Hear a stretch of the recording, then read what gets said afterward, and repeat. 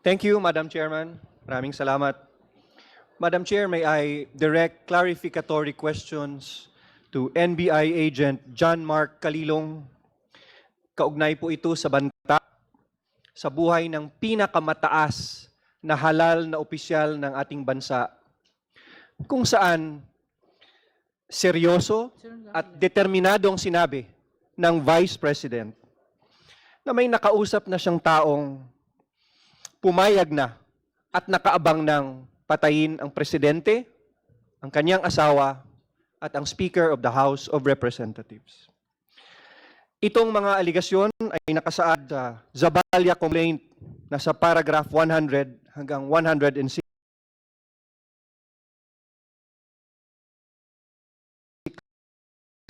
sa paragraphs 64, 65, as well as paragraphs 83 to 90. Madam Chair, I believe there was a subpoena issued to Agent Mark Kalilong to appear before the committee at magdala po ng mga dokumento at video in relation sa investigasyon na isinagawa ng NBI. Madam Chair, may I proceed with my clarificatory questions? You may proceed, Honorable Defensor. Agent John Mark Kalilong, dala mo ba ang mga dokumento at mga video na ni-request nitong committee na ito sa subpoena na ipinadala sa iyo? Opo, Your Honor, and it was also submitted last April 14, 2026. Just for confirmation, Madam Chair, and for clarification, may I ask Agent John Mark Kalilong, ano ang mga dokumentong binigay mo at can I confirm kung meron bang affidavit of investigation at mga annexes nito ang pinadala mo sa Committee on Justice? Yes, Your Honor. It contains affidavit of investigation, affidavit of authentication, and annexes, Your Honor. Thank you. Base din sa Part 2, Paragraph 3 ng affidavit na yan, can I confirm na the NBI was ordered by the Department of Justice to conduct an investigation in the threat made by the Vice President against the life of the President? Yes, Your Honor. Ilan kayong nagsagawa nitong investigasyon? Apat, Your Honor. Tama din ba, for clarification, na ang NBI ay nagsagawa ng task force o isang special team para gawin itong investigasyon na ito? Yes, Your Honor. At can I also confirm na based sa Part 2, Paragraph 2 ng Affidavit of Investigation at Annex A ng Affidavit of Authentication, nag-issue ang Presidential Communication Office ng statement na ni-refer mismo ng Executive Secretary ang banta sa buhay ng Pangulo sa Presidential Security Command para magsagawa din sila ng sarili nilang aksyon at investigasyon? Yes, Your Honor. Pwede ba naming malaman kung nagsagawa nga sila, kung alam nyo, at kung anong estado nitong investigasyon ng Presidential Security Command? Based po sa PSC, nagsagawa po sila, pero hindi po nila ma-disclose sa amin yung mga hakbang po na ginawa nila for the security of the President. Madam Chairman, I reserve my right to ask further questions in the course of this hearing with regard to the threats made by the Vice President on the life of the President. Thank you, Madam Chairman. We know the reservation of the Honorable Defensor. With that, we recognize the next Justice Member to raise clarificatory questions, the Honorable Percy Sendanya. Thank you very much, Madam Chair. May we request our Secretary to please prepare the clip of the Vice President that was recorded here in the premises of the House that is the subject of this ground of the complaint. Can we play the video, please? You are requesting for the video of the Vice President taken inside the premises of the House of Representatives. May we know the exact date of this video? This video was the video during the early morning of 23 November 2024 when she called a press conference with members of the media through a Zoom call. With that, we direct I believe that this was produced by the NBI as well. Director Matibag? Yes, Madam Chair, we Is this video being asked by the Honorable Sendanya to be played part of those submitted last April 14? yeah, it's part of the submission based on the subpoena issued by this honorable committee, and also we able to authenticate those videos that we submitted to the. So this video has been authenticated already by the NBI. With that, we direct the COMSEC to the Secretariat to play the video of the Vice President taken inside the premises on November 23, 2024. Ang ina ninyong lahat. Martin Romualdez, Lisa Marcos, Bongbong Marcos. Madam Chair, can we begin the video again because the audio was not clear at Please the beginning. replay and please max the volume.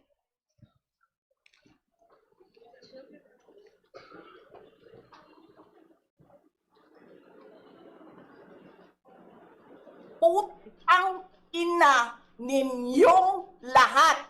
Martin Romualdez, Lisa Marcos, Bongbong Marcos. Huwag kang mag-alala, ma'am, sa security ko. Kasi may kinausap na ako na tao. Sinabi ko sa kanya, kapag pinatay ako, patayin mo si BBM, si Lisa Araneta, at si Martin Romualdez. No joke. No joke. Nagbilin na ako, ma'am. Pag namatay ako, sabi ko, huwag ka tumigil hanggang hindi mo mapatay sila. And then he said yes. Honorable Sendanya. Maraming salamat, Madam Chair. I'd like now to ask some questions to the NBI. Gusto ko po magtanong sa inyo tungkol po doon sa inyong affidavit of investigation. Particularly, I'm referring to page 28, ng inyong pong affidavit of investigation. Nabanggit po dyan kasi yung inciting to sedition. Baka pwede pong very quickly lang, in layman's terms, ano po ba ang elements ng crime na inciting to sedition? NBI may answer. Our legal officer during that time is Attorney Intel. She will address the question. What is the name of the legal officer, Director Matibag? Attorney Intel Malikad. Attorney Intel. Attorney Intel, you are Yentel, recognized. What is that, Director? Yentel. Attorney Yentel is recognized. Attorney Yentel, Madam Chair, the question for the NBI which will be answered by Attorney Yentel is, mention po dun sa page 28 na ating affidavit, yung inciting to sedition. Para lang po matulungan din yung ating po mga kababayan na nanonood sa atin ngayon, ano po ba ang elements ng inciting to sedition? Good afternoon, Madam Chair, to the members of the committee. As is stated in the affidavit of investigation prepared by the National Bureau of Investigation, the following are the elements of inciting to sedition. The offender does not take direct part in the crime of sedition. The offender uttered seditious words. And number 3, the utterance of seditious words is done by means of speeches which lead or tend to stir up the people against the lawful authorities or to disturb the peace of the community, the safety and order of the government. So dun po sa napanood nating video, If I may interrupt, Honorable Sendanya, I observe that Attorney Yentel is reading from a certain document. May we know what document is that? Yes, it's page 26, number 74 of the affidavit of investigation, Your Is Honor. this part of the documents that were submitted last April 14 to this Yes, Your committee? Honor, it was among the documents submitted by the NBI. For the guidance of the members, Honorable Sendanya, would you like to request Attorney Yentel to flash that portion of the document in the big screen so Yes, that Madam everybody Chair. can see? Yes, Madam Chair, kindly flash that portion of the document on the big screen. Can we enlarge it a bit?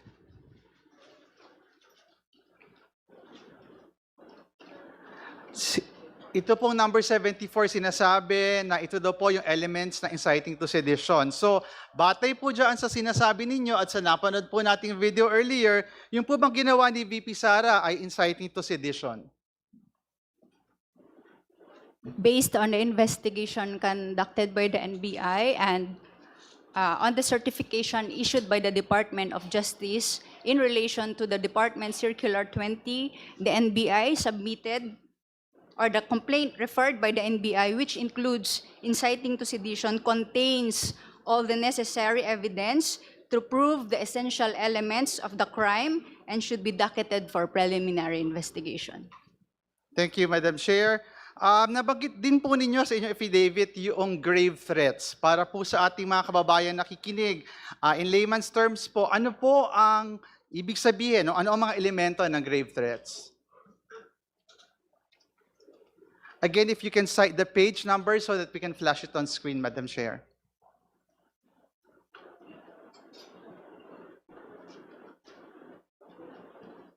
Based on Article 282 of the revised Madam Chair, what page is this again? page 15 and 16 of the affidavit of investigation, Your Honor. Please flash the concerned portion of page 15 and page 16. Secretariat?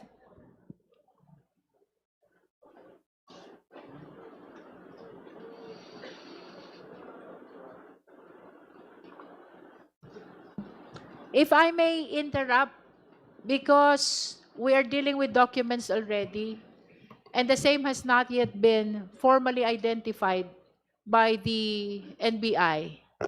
Would you like to raise questions first that will lead towards the identification Yes, of the document? Madam Chair, may we request the NBI to please identify the documents that they were referring to so that it could be entered into our records today. Madam Chair, the identification of the affidavit, may I direct that to Attorney Jeremy Lotok, he's the chief of CCD and the one who executed the affidavit. Madam Chair, may I be recognized? With the indulgence of the Honorable Sendanya, the questions of Honorable Zamora is with respect likewise to the identification of the document. So is it okay? Yes, Madam Chair, I will yield the time to Representative And Zamora. then we will be calling you again. Thank you very much. The Honorable Bel Zamora is recognized. May I ask the committee secretary to flash the affidavit signed by the NBI officials?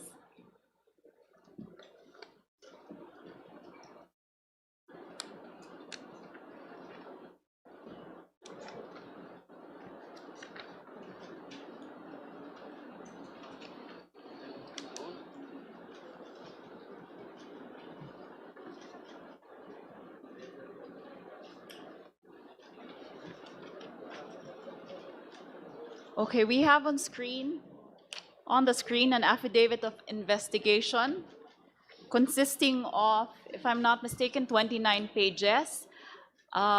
Agent John Mark Calilong, ito ba po yung affidavit na in-issue po ninyo at ng mga kasama po ninyo para po sa kalinawan ng lahat? Yes, Your Honor. Okay. Ito po ay isang affidavit of investigation. Comsec, can we go to the last page? Page 28 and 29.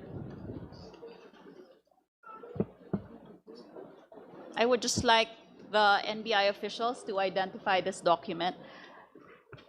Page 28, Comsec.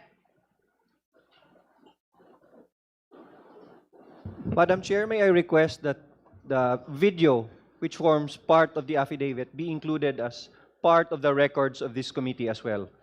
There is a motion to include the video just presented about the threat to form part of the official records of this proceeding. Do I hear a second? Second.